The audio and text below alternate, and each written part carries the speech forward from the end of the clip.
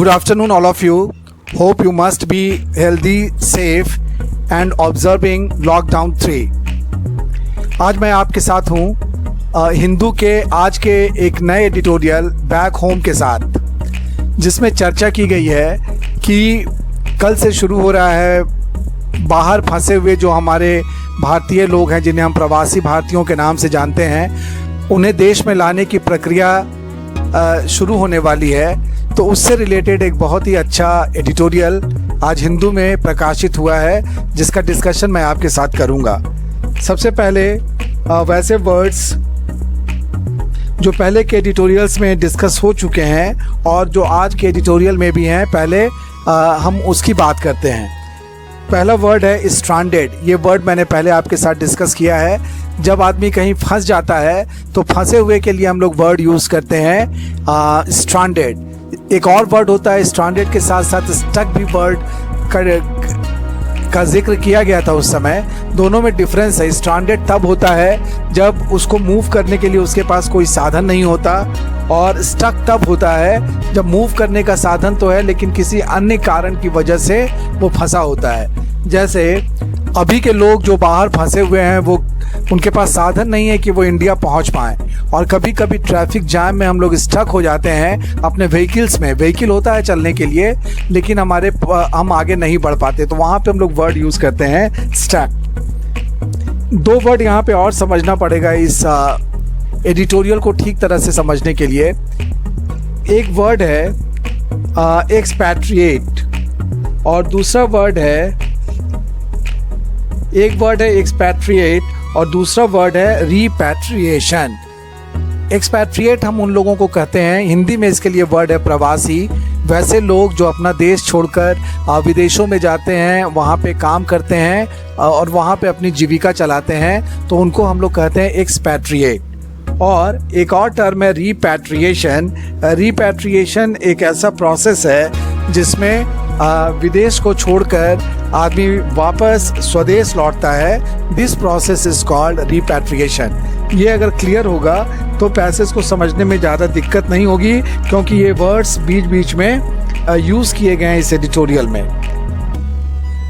दूसरे वर्ड्स हैं जो पहले डिस्कस किए जा चुके हैं। उसमें एक वर्ड पैंडेमिक, वैश्विक महामारी। Next compelling. कॉम्पेलिंग मीन्स होता है मजबूर करने वाला। कभी कभी सिचुएशन कॉम्पेलिंग होती है, कभी कभी कोई फैक्टर कॉम्पेलिंग होता है जो आपको मजबूर कर देता है किसी काम को करने के लिए। नेक्स्ट एक और वर्ड यहाँ पे डिस्कस करेंगे, मैंडेटरी। मैंडेटरी मीन्स अनिवार्य। एक और वर्ड था क्वारंटाइन। क्वारंटाइन का हिंदी था संगरोध। ये वर्ड्स काफ़ी करेंसी में रहे हैं इधर जब से कोरोना वायरस का चक्कर शुरू हुआ है। Now we discuss the words from today's editorial. First word is wave. Wave means lahar. Next infection. Infection संक्रमण you know. Next government coordinated plan. सरकार समन्वित योजना। वैसा प्लान जिसको गवर्नमेंट कोऑर्डिनेट कर रही हो या जो गवर्नमेंट के सुपरविजन में हो रहा हो। नेक्स्ट मैमॉथ। मैमॉथ एक अच्छा वर्ड है, विशाल या बड़ा आकार के लिए हम लोग इस वर्ड को यूज करते हैं। Next dub. डब मीन्स अनाधिकारिक रूप से नाम देना, that is called dub. Embassy दूतावास। यू मस्ट बी नोइंग हर कंट्री में हर दूसरे देश की एम्बेसीज होती हैं। इम्पैक्ट प्रभाव। प्रायोरिटाइज प्राथमिकता देना। एक्सपायर मीन्स समय अवधि का ख़त्म होना। जैसे मेडिसिन एक्सपायर हो जाती है, उसके यूज़ करने का टाइम ख़त्म हो जाता है। Next word is deportation. Deportation means निर्वासन। This term also needs explanation. कभी कभी ऐसा होता है कि एक देश से किसी व्यक्ति को निकाल दिया जाता है, तो वो कहाँ जाएगा? वो कहीं दूसरे देश में आश्रय लेता है, वहाँ पे शेल्टर लेता है। तो it means he has been living in deportation, किसी दूसरे देश में। तो उसके लिए हम लोग वर्ड यूज़ करते हैं। हिंदी वर्ड है निर्वासन, इंग्लिश में डिपोर्टेशन। नेक्स्ट प्रेगनेंसी, गर्भावस्था, ये कॉमन वर्ड है। फेज मीन्स चरण। ले डाउन एक फ्रेज है, नीचे रखना या कोई निर्देश देना या कोई कानून बताना, उसके लिए हम लोग वर्ड यूज़ करते हैं, फ्रेज यूज़ करते हैं ले डाउन। नेक्स्ट स्ट्रिंजेंट, ये पहले भी यूज़ हुआ है। स्ट्रिंजेंट मीन्स सख्त, कंडीशन शर्त। बियर द कॉस्ट्स, खर्च वहन करना, खर्च वहन करने के लिए पूरा टर्म है bear the costs. Despite means के बावजूद, एफर्ट्स प्रयास, डिप्लोमेट राजनयिक, फूड एंड शेल्टर खाना एवं रहना। नेवल मीन्स समुद्री, नेवल फोर्स होता है, नेवल शिप होता है समुद्र संबंधित। क्रू मीन्स चालक दल, इस वर्ड को हम लोग यूज करते हैं एरोप्लेन के लिए या फिर शिप के लिए, क्रू। नेक्स्ट अनसंग, जिनकी प्रशंसा न हुई हो, जिनका ज़्यादा जिक्र ना हुआ हो, उसको हम लोग कहते हैं अनसंग। अगर हिस्ट्री में देखा जाए तो हिस्ट्री के बहुत से कैरेक्टर्स ऐसे हैं जो अनसंग हैं, जिनकी उतनी तारीफ या चर्चा न हुई हो। एग्जिट मीन्स निकास या बाहर निकलना। रिपैट्रिएशन, अपने देश को लौटना। मैन्यूवर्स एक अच्छा वर्ड है, युक्ति या जुगाड़ के लिए हम लोग वर्ड यूज करते हैं मैन्यूवर्स। नेक्स्ट ट्रॉमा मीन्स आघात। जब एक्सीडेंट होता है तो ज़्यादातर लोग इंजुरी से नहीं मरते, most of the persons die due to trauma. उस समय जो आघात लगता है एक्सीडेंट का, वो मौत का कारण बन जाता है। ड्रॉप मीन्स गिरावट। फिर एक वर्ड है, पहले भी डिस्कस हुआ है ये वर्ड, डाउन टर्न मीन्स आर्थिक मंदी। नेक्स्ट वर्ड है मेक शिफ्ट का मतलब अस्थायी। कभी कभी कोई आयोजन जब हम लोग करते हैं थोड़े बड़े स्तर पे, तो कुछ मेक शिफ्ट अरेंजमेंट करना पड़ता है, अस्थायी व्यवस्था करनी पड़ती है जो उस फंक्शन के बाद हटा लिया जाता है, तो उसके लिए वर्ड हम लोग यूज करते हैं make shift. Next word returnees, ये एक अच्छा वर्ड है। रिटर्न मतलब लौटना और रिटर्नीज मीन्स लौटने वाला। तो ये थे आज के वर्ड्स जो इस एडिटोरियल में आपको देखने को मिलेंगे। Now we discuss the editorial titled Back Home. Back home means घर वापसी. After nearly 2 months, stranded Indians across the world will begin their journey home this week as aircraft and naval ships in a government-coordinated plan are to bring back about 15,000 nationals from 13 countries in the first week. लगभग 2 महीने के बाद वे भारतीय जो विदेशों में फंसे हुए थे उन्हें घर वापस लाने की प्रक्रिया शुरू हो रही है हवाई जहाज और समुद्री जहाज़ों के द्वारा। और यह जो योजना है ये एक सरकार समन्वित योजना है। सरकार के देखरेख में इस योजना को क्रियान्वित किया जाएगा और इसके द्वारा अभी पहले सप्ताह में 15,000 भारतीय नागरिक 13 देशों से वापस लौटकर भारत आएंगे। The mammoth exercise dubbed the Vande Bharat mission by the External Affairs Ministry is expected to last for weeks, given the numbers of people who have registered with embassies in these countries. कहा जाता है कि भारत के विदेश मंत्रालय ने इस exercise को, जो कि काफ़ी बड़ा एक्सरसाइज होने वाला है, इसको नाम दिया है वंदे भारत और उम्मीद की जाती है कि ये कई सप्ताह तक चलेगा। इस चीज़ को ध्यान में रखते हुए कि अलग अलग देशों में बहुत से लोगों ने रजिस्ट्रेशन अपना करवाया है वहाँ के दूतावासों में और वो स्वदेश लौटना चाहते हैं, भारत लौटना चाहते हैं। The stranded include business travelers and tourists who were unable to return in time due to the pandemic. The last flights allowed to land with incoming passengers were on March 22nd. इसमें फंसे हुए लोगों में वे लोग भी शामिल हैं जो अपने बिजनेस के सिलसिले में विदेश गए हुए थे या वैसे पर्यटक भी जो समय से नहीं लौट पाए। क्योंकि इस वैश्विक महामारी कोविड-19 की वजह से जो अंतिम फ्लाइट्स इंडिया आई थी वो आई थी 22 मार्च को, और जिसमें जिन लोगों को आना था इनकमिंग पैसेंजर्स, वो उनके लिए लास्ट डेट था। उसके बाद से जो लोग जहां हैं विदेशों में वहीं फंस गए। There are also students whose university hostels have shut down. इसमें वो स्टूडेंट्स भी शामिल हैं जो विदेशों के विश्वविद्यालयों में पढ़ते हैं और उनके हॉस्टल बंद हो गए हैं. Increasingly those appealing to be allowed to return have included professionals and laborers who have lost jobs due to the economic impact of global lockdown. इनके अलावा जो लोग भारत लौटने के लिए आवेदन कर रहे हैं या निवेदन कर रहे हैं, उनमें कुछ वैसे पेशेवर लोग भी शामिल हैं और वो मज़दूर भी शामिल हैं जिनकी नौकरियां ग्लोबल लॉकडाउन की वजह से, इस महाबंदी की वजह से जिनकी नौकरियां चली गईं. With estimates of applicants ranging between 5 lakh to 10 lakh, embassies and missions will have their tasks cut out, prioritizing lists of those who will return. ऐसा अनुमान है कि इस तरह के जो आवेदक हैं उनकी संख्या काफ़ी बड़ी होगी. ये 5 लाख से 10 लाख के बीच में भी हो सकती है. तो विदेशों में जो भारतीय दूतावास हैं या जो मिशन के लोग इसमें लगे हुए हैं, उनके लिए एक बड़ा काम है कि प्रायोरिटी लिस्ट तैयार करना कि किनको पहले वापस लाया जाए.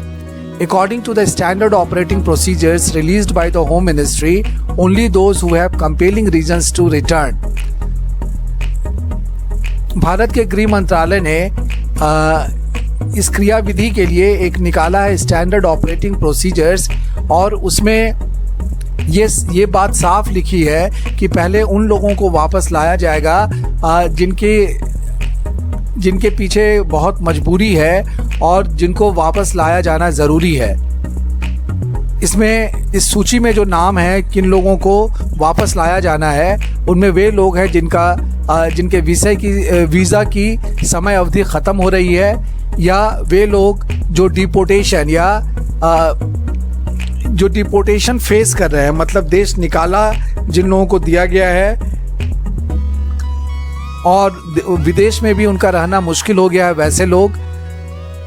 फिर वैसे लोग भी इस लिस्ट में शामिल हैं जिनके परिवार में कोई ना कोई इमरजेंसी है, या वैसे लोग जिनके साथ कुछ सेहत संबंधी कुछ समस्याएं हैं, मेडिकल इश्यूज हैं, और इसमें प्रेग्नेंट वीमेन को भी शामिल किया गया है.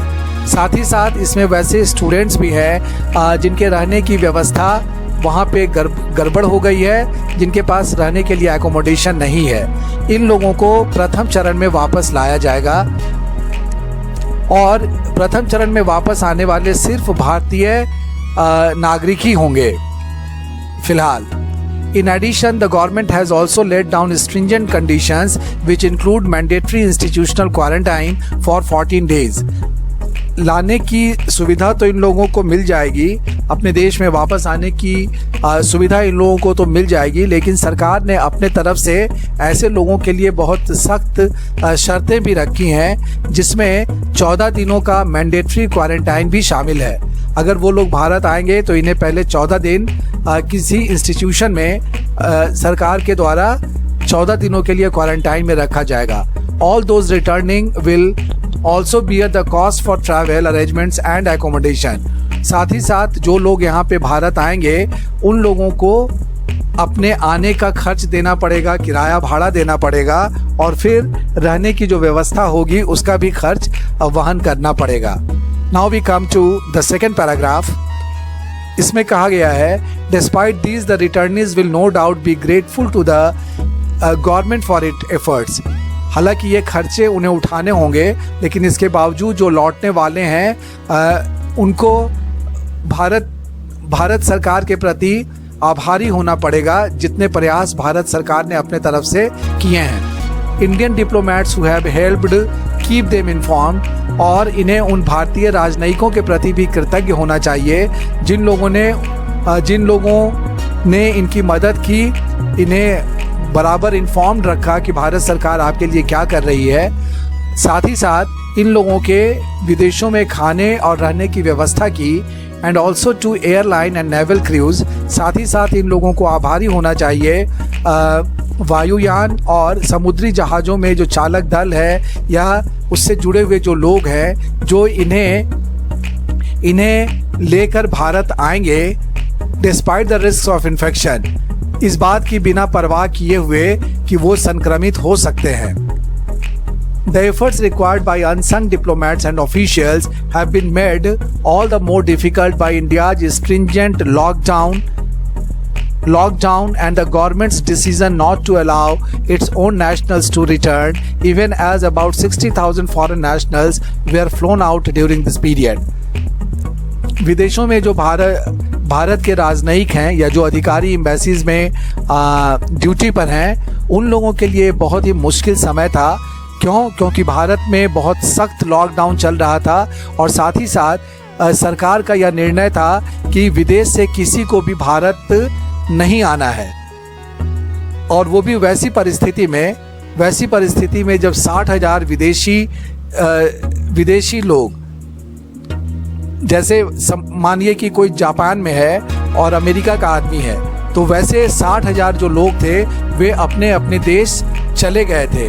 उस समय बहुत दबाव रहा होगा इंडियन एम्बेसी पर, इंडियन एम्बेसडर पर या वैसे लोगों पर जो लोग इंडियन एम्बेसीज में काम करते हैं, चूँकि भारतीय लोगों का प्रेशर होगा कि जब विदेशी लोग जा सकते हैं अपने अपने देश को, तो हम लोगों को क्यों वापस नहीं ले जाया जा रहा है।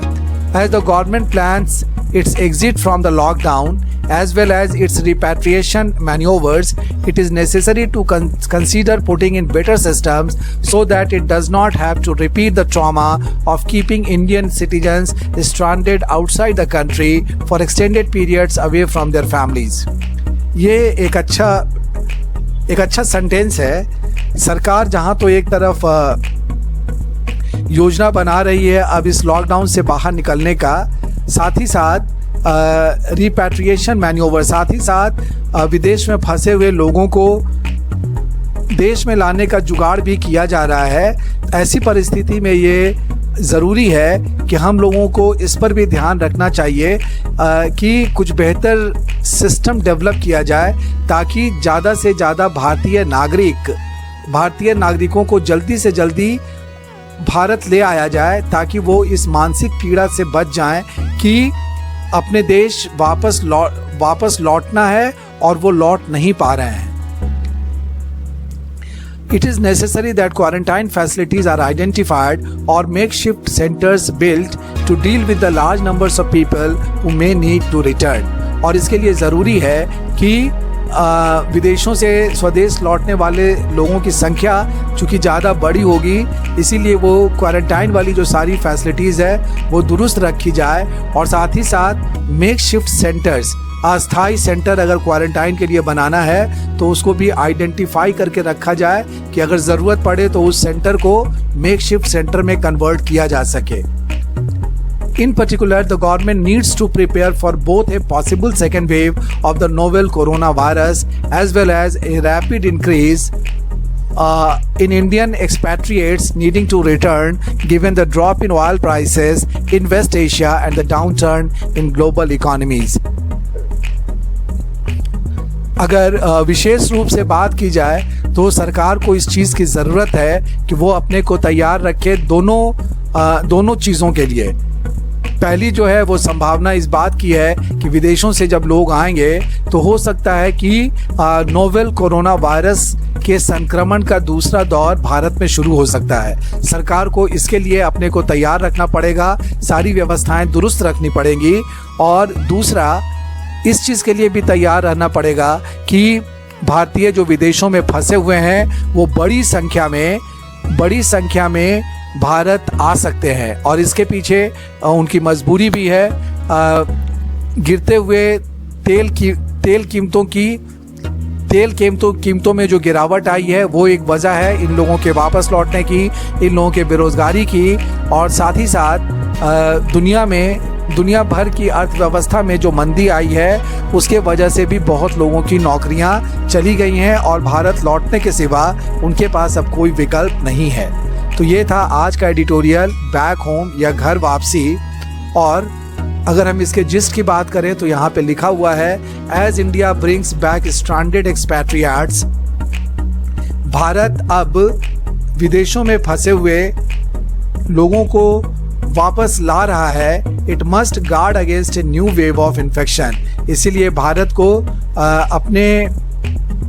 अपने स्तर पर पूरी चौकस व्यवस्था रखनी पड़ेगी ताकि संक्रमण के, कोरोना वायरस के संक्रमण के नई लहर से बचा जा सके।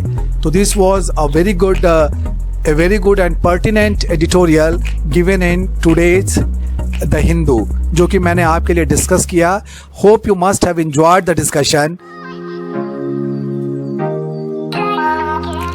Now we discuss the question and answer from yesterday's editorial dangerous drift. पहला क्वेश्चन था, Why did the team decide to enter the house? Answer आपके लिए मार्क किया गया है, यहाँ पे लिखा हुआ है The team apparently decided to approach the house and use the vantage of the upper floor to fire at the terrorists in the cow shed. चूँकि गोलीबारी जो टेररिस्ट लोगों की तरफ से थी वो काऊ शेड से आ रही थी, गौशाला से आ रही थी, इसीलिए टीम ने डिसाइड किया कि बगल वाले मकान के ऊपर वाले फ्लोर पे चढ़कर और वहाँ से एक ऐसी जगह पे पहुँचा जाए जहाँ से आसानी से गोली नीचे दागी जा सके टेररिस्ट लोगों पे। So that was the reason why the team decided to enter the house. Then we come to question 2। द encounters since August 5 last year has done more harm than good. Substantiate. Question पूछता है कि पिछले साल 5 अगस्त से लेकर अभी तक जो इनकाउंटर्स हुए हैं उससे ये पता चलता है कि इससे फ़ायदा से ज़्यादा नुकसान हुआ है। तो यहाँ पे हम लोग देखते हैं क्वेश्चन नंबर 2 का आंसर दिया हुआ है, such encounters have done nothing other than add the impulse of the disaffected to embrace arms. ये जो इनकाउंटर्स हुए इससे कोई फ़ायदा नहीं हुआ, बल्कि नुकसान ये हुआ है कि जो भी असंतुष्ट लोग हैं जम्मू एंड कश्मीर में, जो भारत सरकार से नाखुश हैं, वो क्या कर रहे हैं, वो हथियारों को अपने गले लगा ले रहे हैं। हथियार उठा लेते हैं, तो इसीलिए फ़ायदा से ज़्यादा नुकसान हो रहा है। तो ये था आंसर क्वेश्चन नंबर 2 का। Then we come to question 3। What do you understand by point of diminishing returns? ये लास्ट लाइन में एक टर्म दिया हुआ है, इकोनॉमिक्स से जुड़ा हुआ टर्म है, जिसको कि कल मैंने एक्सप्लेन भी किया था। ये प्रोडक्शन प्रोसेस में एक ऐसा पॉइंट होता है कि आप चाहे कितना भी इनपुट डालें, आउटपुट निगेटिव ही निकलेगा, आउटपुट में कोई इम्प्रूवमेंट नहीं होगा। तो जम्मू एंड कश्मीर के बारे में ऐसा कहा जा रहा है कि नई दिल्ली को ये समझना होगा कि वहाँ पे हालात ऐसे हैं कि कुछ भी बेहतर नहीं हो रहा। So this is the answer to question number 3। Now we come to question number 4। What gave the signal that all was not well during the encounter? ये बात एनकाउंटर जब चल रहा था, मुठभेड़ जब चल रही थी, तो किस बात से ये पता चला कि कुछ गड़बड़ है? किस पॉइंट ऑफ टाइम पे ऐसा पता चला? तो उसका आंसर यहाँ पे दिया हुआ है कि गोलीबारी रुकने के बाद जो टीम थी, सुरक्षा कर्मियों की जो टीम थी, उसके जो कम्युनिकेशन इंस्ट्रूमेंट है जिससे बातचीत होती थी, उसका इस्तेमाल उन लोगों के द्वारा ना करके आतंकवादियों के द्वारा किया जाने लगा। तभी लोगों को यह अंदेशा हुआ कि ज़रूर कुछ ना कुछ गड़बड़ है। सो आंसर 4 यहीं पे है। Their communication instrument was being used by the terrorists. That is when realization came all was not well. And now the last question, question number 5. What has been the impact of change of status of Jammu and Kashmir on the prevailing conditions of the state? Question में पूछता है कि Jammu and Kashmir का status या nomenclature जो change हुआ, उसका Jammu and Kashmir में जो स्थितियां चल रही थी उसका उस पर क्या असर पड़ा? तो इसका आंसर पैराग्राफ 2 के ओपनिंग लाइन में ही दिया हुआ है। Changing the nomenclature and status of Jammu and Kashmir has not addressed any of the underlying causes of unrest and angst. इसका असर उन कारणों को सुधारने में, जिन कारणों की वजह से घाटी में अशांति है या गुस्सा या आक्रोश है, उस पर इसका कोई असर नहीं पड़ा। और न ही इसका असर पाकिस्तान पर पड़ा, जो जिसका दृढ़ गोल है जम्मू एंड कश्मीर के प्रति, उन लोगों के दृढ़ता में भी कोई कमी नहीं आई और स्थिति वैसी ही बनी हुई है या उससे कुछ बदतर ही हो रही है।